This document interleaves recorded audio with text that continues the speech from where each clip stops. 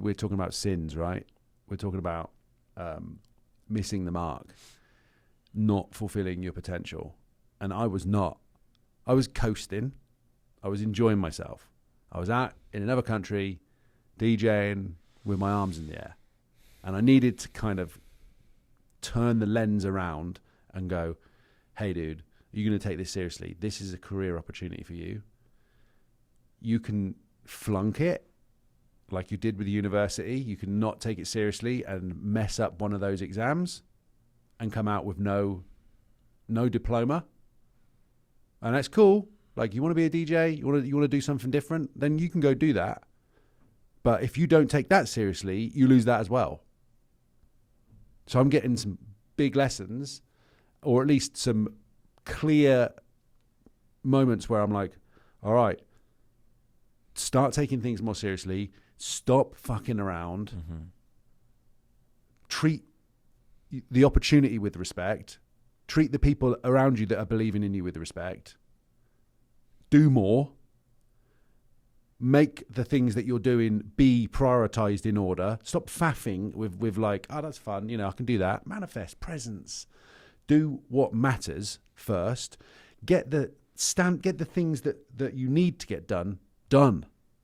Call the lawyers. Have your accountant speak to this person. Those hard things are only hard because they're foreign to me. Like, it's easier for me to do a creative thing because I set my heart on that, and I enjoy doing that. It's fun.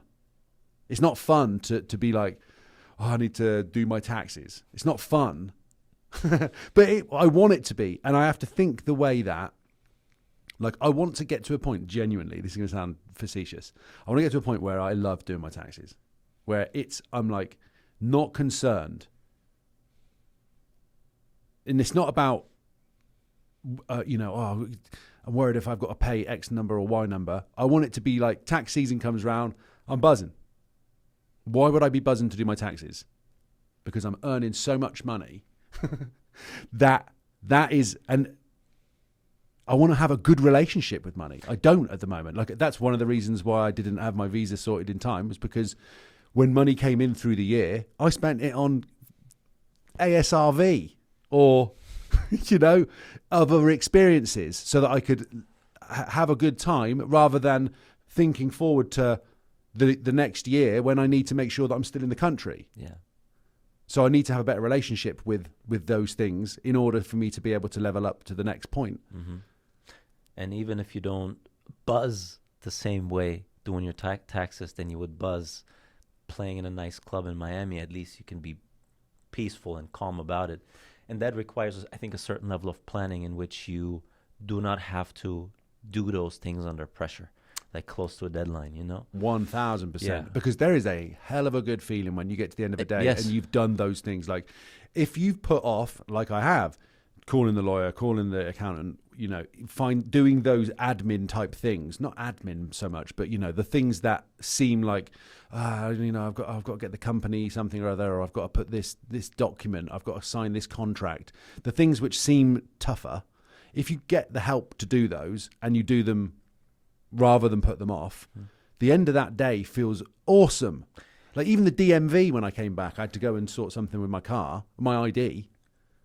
But then I felt like I had a buzz coming out of the DMV because I was like, you got the real ID.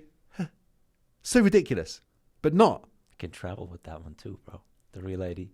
What? When I do the, let's say, busy work, I've noticed in the evening, like you say, when you've done those things that you were kind of putting off for some time, but now they're done.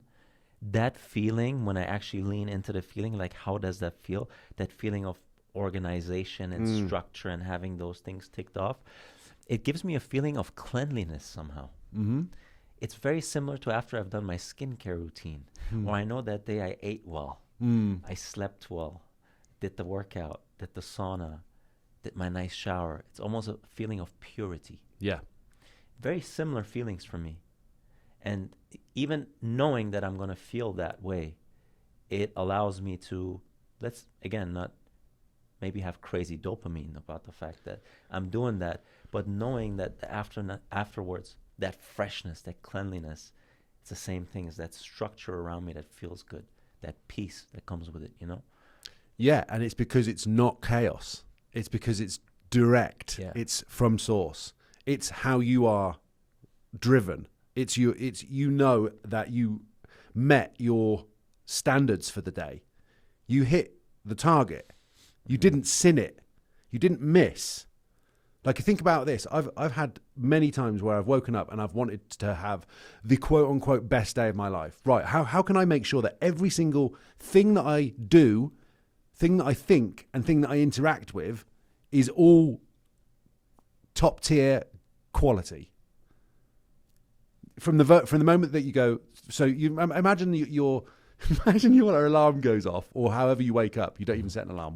Because of course, the best day of your life, there would be no alarm. You'd just be like, ding, 4:44, let's go. 4:44, bro. Yeah. Not for me, man.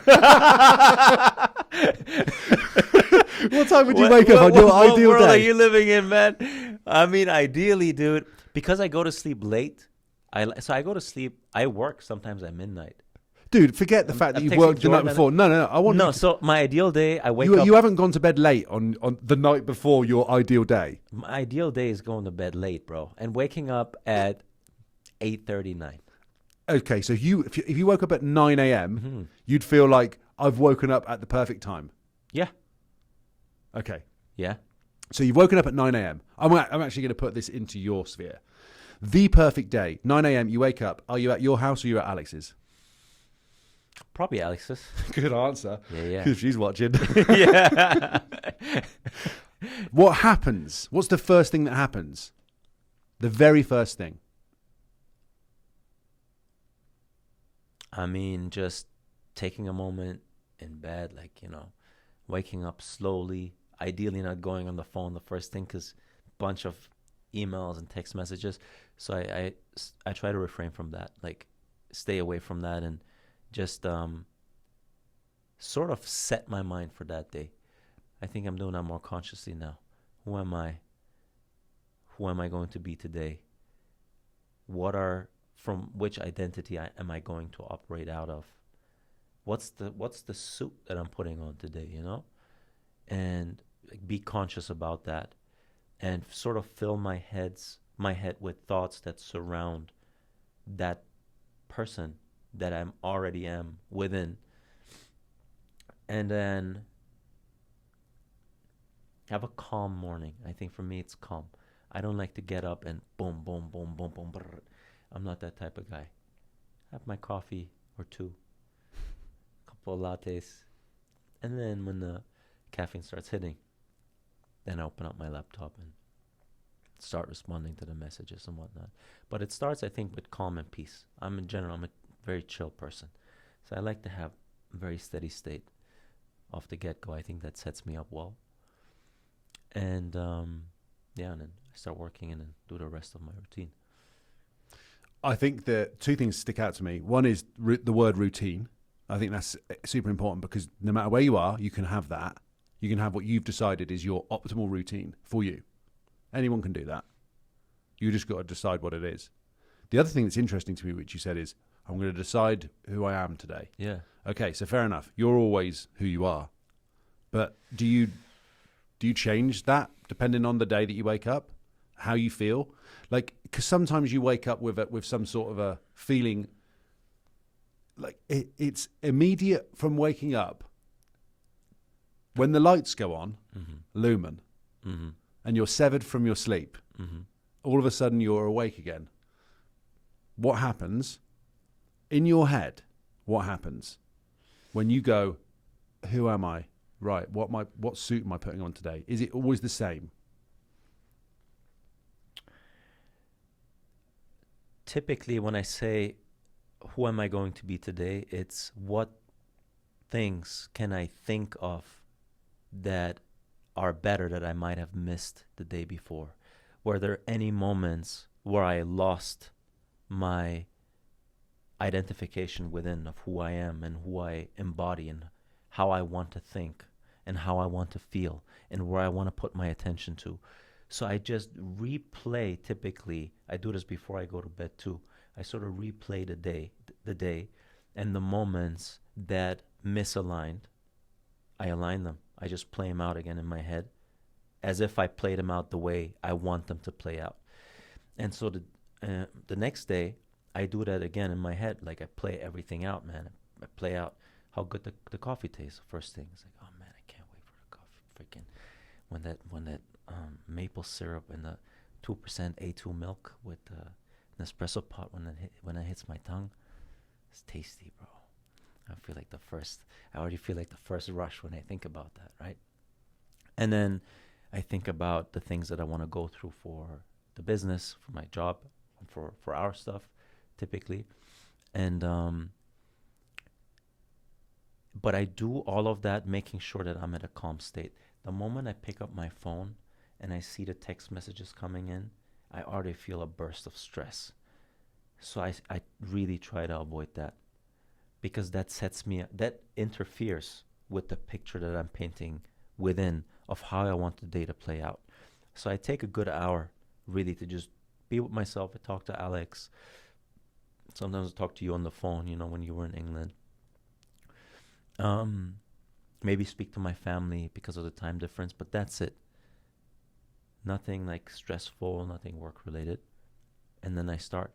But what I'm doing is I'm going through the motions of the day and I'm mapping them out the way that I want them to play out. I'm doing that consciously. I like the way that you're saying that you do it almost like a review of the previous day.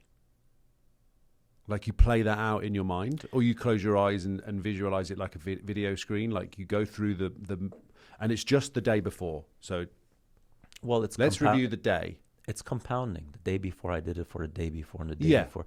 So, one thing I realized was for you to really change your reality, you have to become a different persona within, which means that you have to view yourself differently. You have to change all of your beliefs. You have to think differently. You have to put your attention on different things, right? You have to feel differently when certain things around you happen. So you literally have to become a new person. If you keep thinking the same thing that you thought when things did not play out the way that you wanted them to play out, you're just redoing that over and over and over. So it's a very, very conscious and concentrated effort to revise all the things that you could have done differently, more aligned with who you want to be.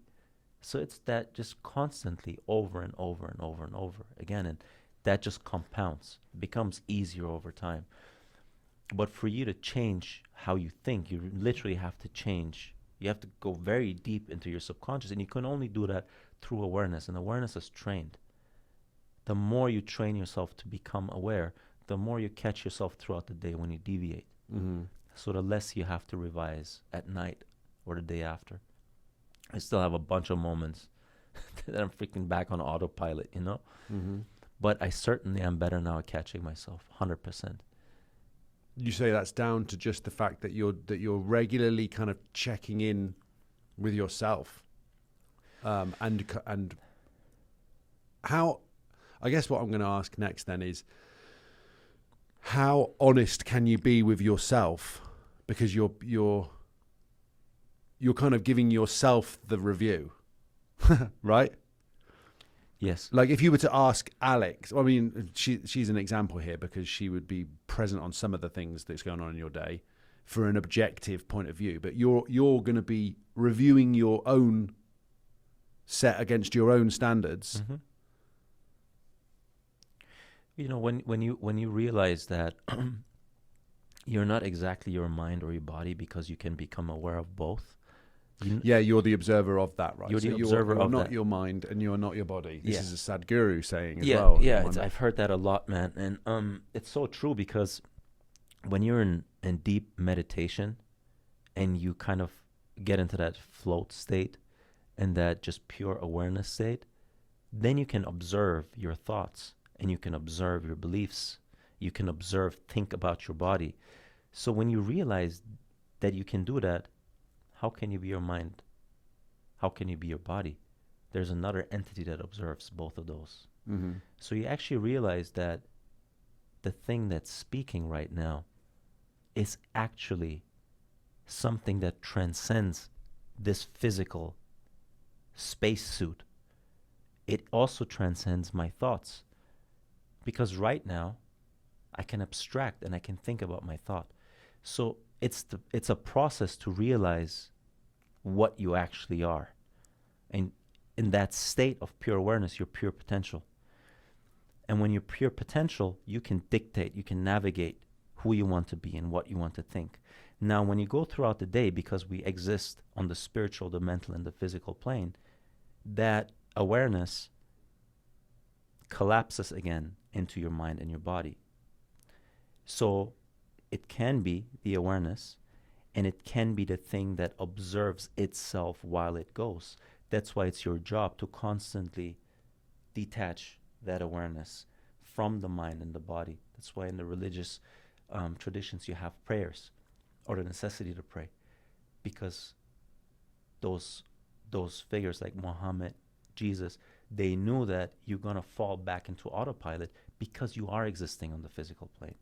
So it's trained for you to go back home, to go back to your grander self and observe yourself. I like that you called it going back home. Yeah, it's back home because that's really what you are. That's your eternal state. And, you know, I saw one video on YouTube where a guy was saying, close your mouth and close your eyes and say something to yourself like, I am here. Do it.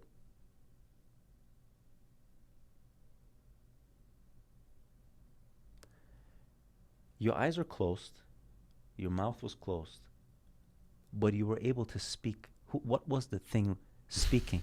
What was the thing receiving the message? Like, what is that, right? Yeah.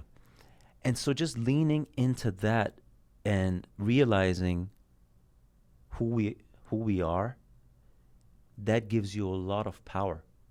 That gives you, that makes you the director of everything. So that in itself, the desire for me to move towards that pure consciousness or awareness was nothing but a priority. It's the same way that you were showing up at 5 a.m. in the gym doing your steps. I always see your Instagram stories, bro. Why? Because you want to be lean. You want to look good. Why do you want that? Well, I want to feel attractive. I want people to look at me and say, you know, good looking. I want to make sure I look that way because I know my mind is going to feed off of a healthy physical state. So you prioritize that because that in itself is connected to so many other things in your life that play themselves out positively for you.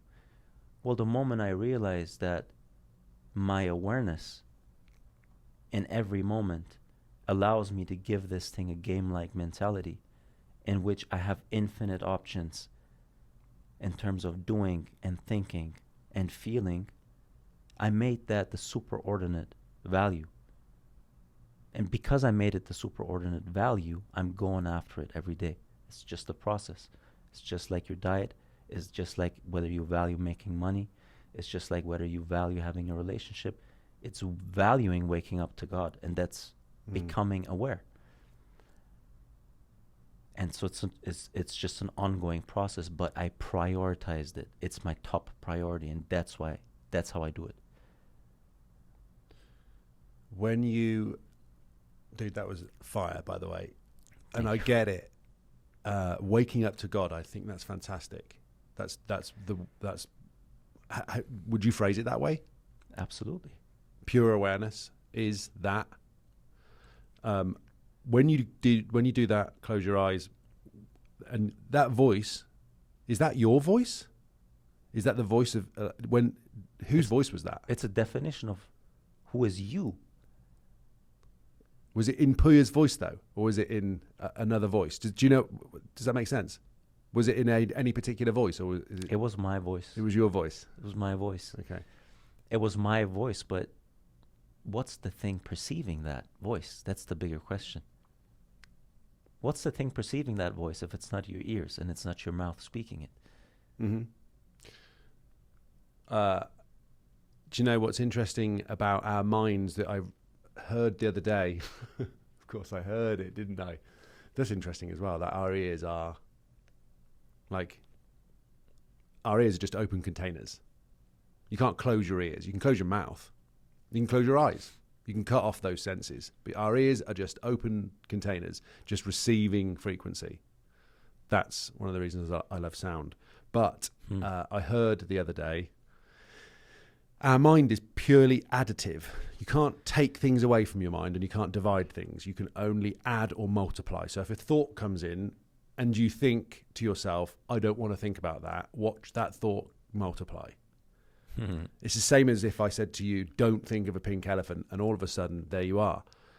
You can't take it away. So you have to just abstract and observe.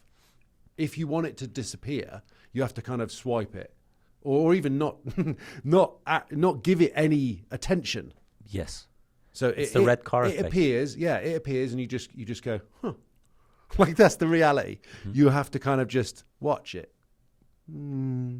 Off it goes. And that's the most, I don't know, like everything, and that's true though of our body too, right? Our body is, I'm watching my calories right now, of course. I have to do X number by the date. So my body is a accumulation of what I've eaten across my life. My mind is an accumulation of what I've consumed through programming, through my parents, my environment, across the period of my life up until now. Yes. I can't take those things out. They're there. And all of it is there, compounded over time, that's created me now, who I am.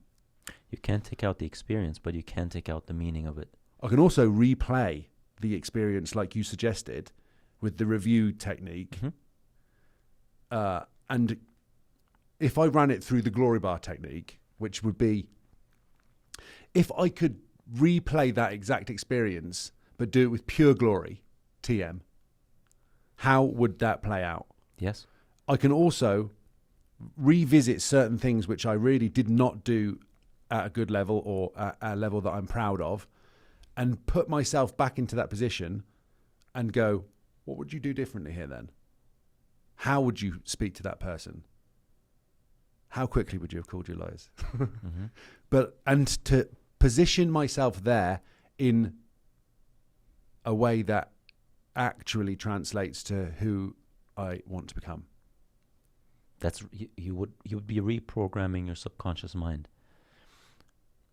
You know, those experiences, the main meaning of those experiences is the meaning you gave them. Most of the programming is happening during childhood. Your brain is differently when you're a kid. You're more in theta and alpha. So that the door to the subconscious is wide open. Yeah. That's why you're so easily imprintable by your parents. And that's why your parents really own the biggest real estate in your mind. They have more influence over you than any other thing you can possibly think of. So for you to tap into your subconscious mind, really, you'll have to study your childhood, and you'll have to study what your parents thought of you, and you'll have to study your parents' upbringing and your grandparents' upbringing. That will give you an idea of why they behaved towards you a certain way, which then for you led to forming a thought that you masqueraded as truth because you observed certain behaviors from your parents towards you, whether that's positive or negative, and you were trying to get a grip on what that means. Like what we're trying to do all the time, what we're trying to do day to day is get a grip on reality, get a hold on reality. And so when things happen around you as a kid, you try to make sense of it. How can you make sense of it? You start having an idea, they don't really like me, huh? They always fight when I'm around them. I must not be lovable. And that thought plays itself over and over and over again. Now, when you play a thought over and over again, and you combine that and you attach that to emotion, that's exactly how a belief is formed. And it's saved in your subconscious system. And your subconscious system is your operating system. That is the autopilot from which then you think, from which then ideas pop up, from which then your attention goes, from which then you interpret events, and from which then your interpretation is the projection of whatever is happening around you, confirming your pre-existing notions about reality, your pre-existing belief in your subconscious.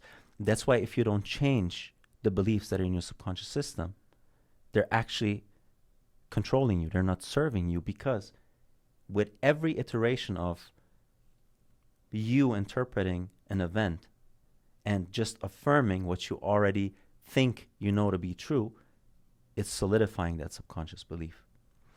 But for you to really see where those subconscious beliefs are formed, you have to dig deep. And what you were referring to is exactly what you can do. You either just go deep into a state where you're just making up events that you want to experience, and you feel those as if they were real, because your subconscious mind does not distinguish between the physical reality and what you imagine, as long as it's emotionally loaded. So if you can evoke an emotion and attach that to an event, then your subconscious mind is going to make sense of that and save that in its operating system. But that's continuous work. Mm-hmm. Yeah, it sounds like, I mean, no matter who the person is, we're always somewhere between what we want to become and what we desire being the best word for that, I think, or what we're aiming towards, and what we fear and what we're anxious of, or where we've come from. Like this kind of, again, like think about it like a timeline. There's where you've come from and what has brought you to that moment, to the moment that you're in, that you're thinking of, and then there's where you want to go to. So you're always, so in any moment of being able to disconnect from your day-to-day life, like you go to work, you do your thing, you see your friends, you talk to your family, all of the things that you pepper through your day. Then there's the moments that you have with yourself. Most of them you would probably have with yourself. Like you're going to realize that you spend a lot of time communicating with yourself, right? Like that just is the way. Yeah. So you want to make sure that those conversations are good. Exactly. That they are helping you, they're supportive, they're encouraging. They're reminding you who you are and that you are lucky to be alive, etc., etc. You know, you're on this planet. You have an opportunity here. Like, that's massive. You were the one sperm that made it at 400 trillion to 1 odds. You're here. Yeah. And that's bizarre, but it's unreal. And it's like, oh, it's, you know, where can I go? And sometimes that can be an overwhelming feeling. But it's in your control to be able to like, and for me, breathing gets me to a point where, like in any kind of meditation, and you mentioned prayer, I liked that in one of the books that we would have both listened to, read, they said that prayer is the highest form of thought. If you are able to utilize that way of thinking, that when you pray for something, it's not praying that something happens or something comes to you. It's more to align yourself with the purest truth of, I can be better, I can be nicer, I can be this, I can provide more, etc., etc. And if you take that pure form of thought into everything that you do, including specifically how we talk to ourselves, I think we're in just I know I am, I don't know, I can't speak for anyone else, obviously, but I feel like everybody has that kind of slight level of imposter syndrome to some degree with who they are in life, where they fit in, what their purpose is, what their meaning is. And that we always, whether it's from our parents, our environment, or wherever we're at, because of the pure potential that everybody has, to feel that, you know, we're part of this incredible great whole, but we're also an individual part of that. And to be, I mean, meditation's so good for being able to get to the point where you can just settle, breathe, and be at one with the source of your potential. And then to choose, you know, I'm going to think about this future situation that I want to, you know, shine my consciousness on. We talk about a lighthouse being an example of, like, if everything is possible, then you can turn your light and point it at something that you want to achieve. And then from that, you can move closer to that each day. If you keep thinking about it and you keep acting towards it, but you also have to be prepared to do the hard part in this world to graft towards that thing. But that can be anything. But there's also the equal part of facing the darkness in you, which is doing the things that you put off, I suppose, and to know that those things are the driving factors behind actually achieving the because it's easy to just be like, oh, I want to, insert anything there with a wild imagination, but you'll never be able to get to that big point unless you do the digging. Absolutely, man. Yeah, 100%. A bunch of stuff you said, man, that I think we can even make full episodes out of. I think the most important thing in your reality is your inner monologue, dialogue, and commentary. If you would have an inner monologue, dialogue, and commentary that a version of you would have that you would view as fulfilled, your reality would be entirely different. Why do you think people do not prioritize that as the most important thing in their life? Is that a question? Yeah. Why do I think people don't prioritize there? Because I don't think, I'll go out on a limb here. We're a selfish society. We want instant gratification, so we don't even think about the grander scheme of things most of the time. Case in point, I wanted to experience the fun of it without thinking about the long term. I got to stay in the country, visa, etc. So, like in my case, I needed to have that hard lesson to learn that. I think most people are we're so. I mean, I've had to start having a daily conversation with God. I do it through the Bible. That's the word for me, and that aligns my thoughts. That keeps me grounded. Okay, good. I understand that. I need that daily reminder though. Like sometimes you have a pop-up on your phone, a motivation thing comes up. Okay, yeah, got it. Okay, great. Socrates. But Jesus, God, whatever you want to, like, you get the word. It makes sense to me. If I have that daily, if I have that clarity of purpose, that aligns me and gives me a little bit of lift under the wings to move forwards in the right direction. Because the more I disconnect from that, the more likely I am to go through the world thinking that I can get whatever I want and I can just treat people the way ever I want because whatever. So I feel like we all need to have some kind of daily conversation with something that is grander than us. I agree. My question goes beyond that though. Let me reframe the question. If you would know with 100% certainty that cleaning up your inner monologue, dialogue, and commentary would bring you that red Ferrari in 6 months, you think people would watch better how they speak to themselves and about other people to themselves? I mean, yes. Okay. So I think part of the reason we don't value that enough is because it's invisible.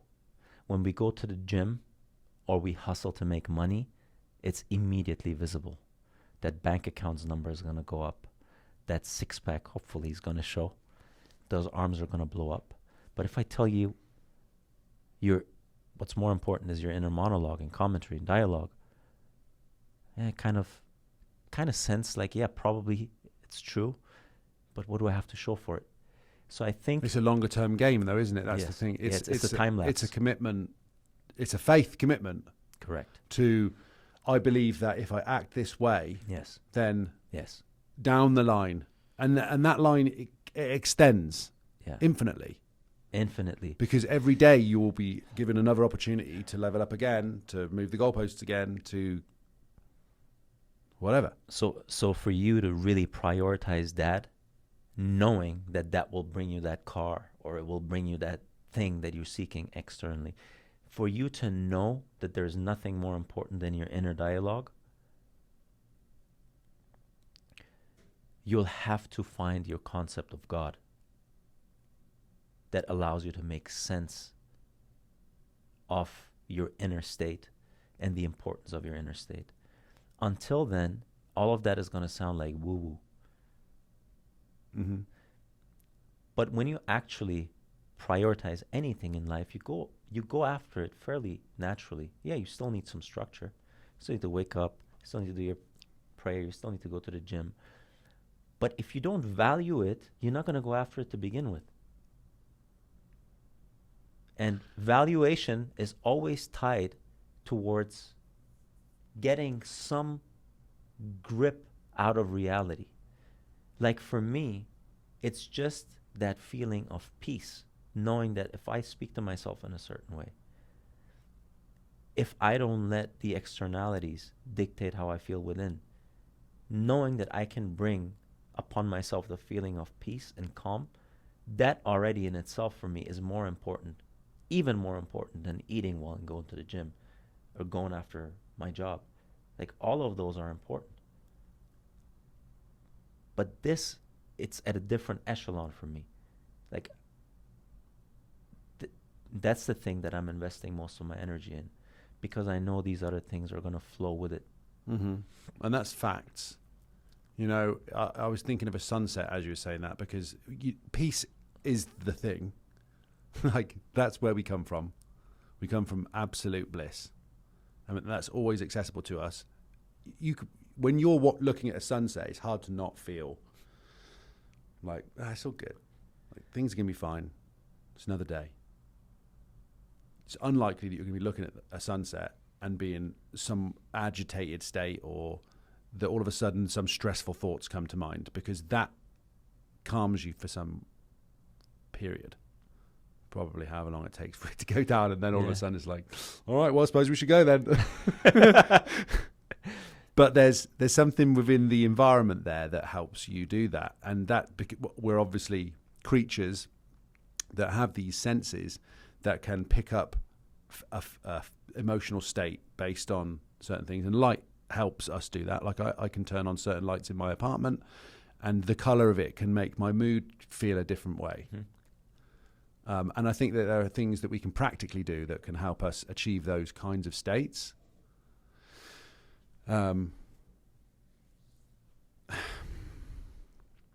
It's interesting what you're saying about monologues and dialogues, because I just tweeted feedback is a dialogue, not a monologue.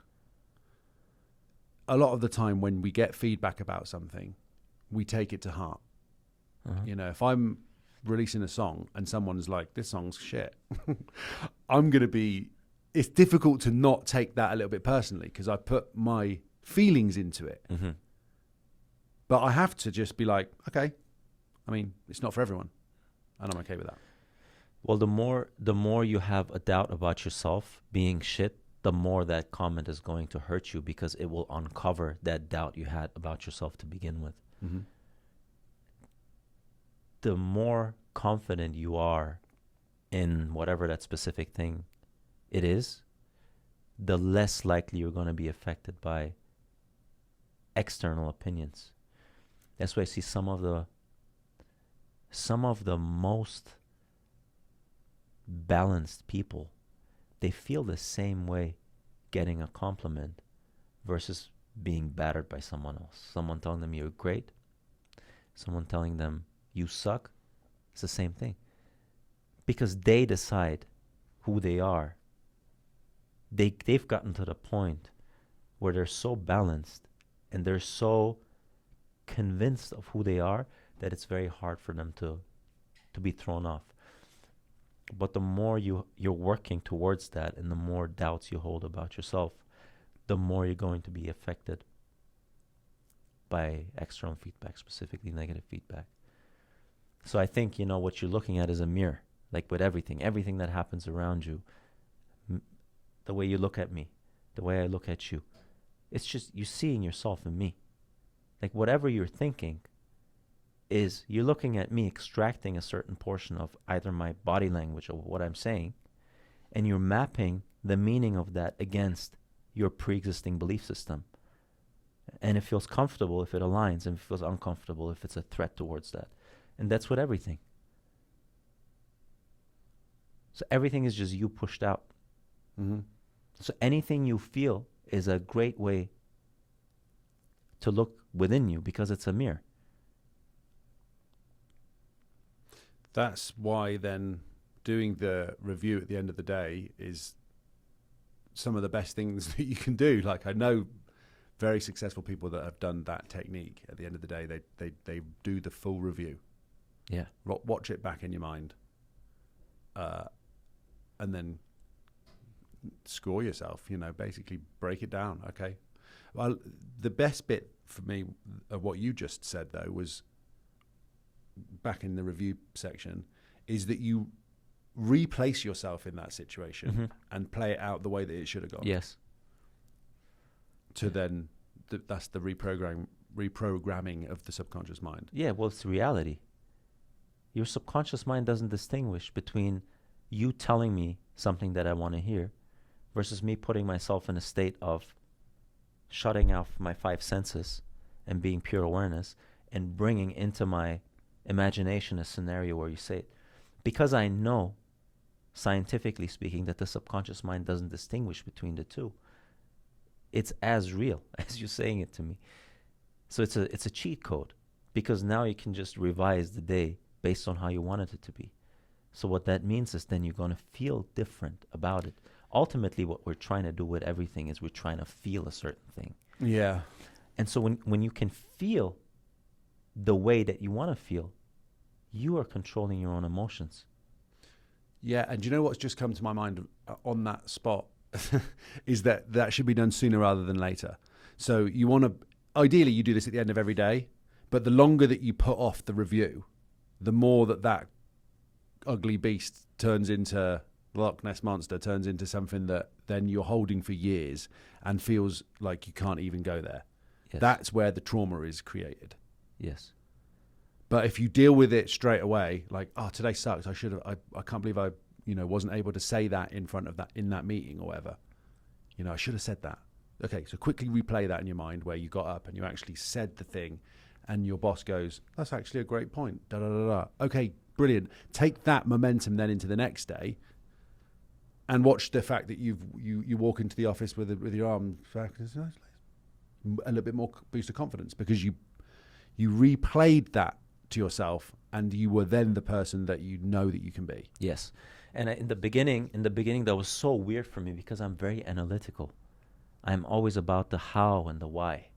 So when you replay that, because I'm so analytical, my ego mind will be like, bro, you just got roasted, man. And so what really helped me was doing that, playing that out, and within the scenario, giving myself rational reasons of why it played out that way. So for example, if you tell me, bro, you really suck, man, and let's say I go back and I want to revise it, and like in my head, I'm like, Mark was sitting there. He's like, dude, yeah, man, like, I love that. That's great. Because what you just said, it makes sense because of this, and that. So I'm giving it real reasons that reflect how I think about myself that are positive. So that way I was allowing my rational mind, my ego mind, to be on board with my feeling state and not just spit out the coffee and say, yeah, right, So, all of this it gives life and reality a very game-like character. Because at any given point in time, I can revise what just happened. Play the level again. And dude, I do it, man. You would think if you could if you can see what's going on in my head during the day when I'm in the gym or something in the supermarket where I feel like someone's looking weird at me, I replay it in my head immediately. It's like, oh man, if speaking to that person, that person's speaking to me in a positive way. I always, I try to catch myself as quickly as possible.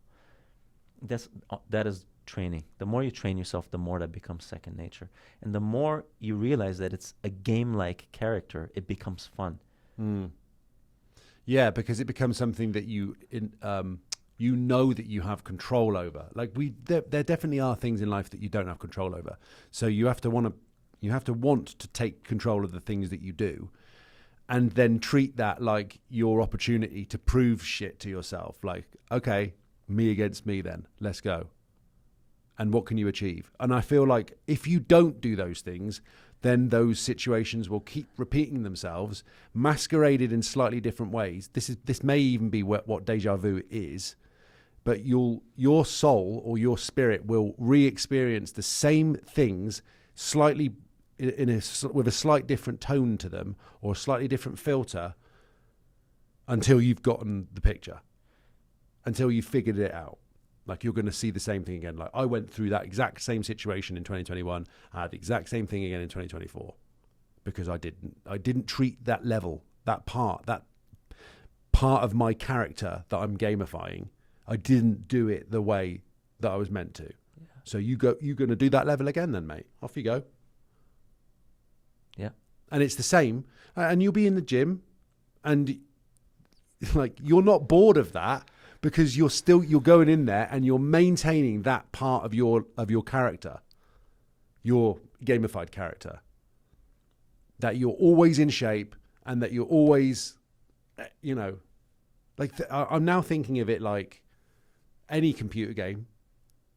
If you imagine that the character is there, XP, how many points have they got? This one's got like agility this, speed this, strength this, etc. Well, you get to pick what they are.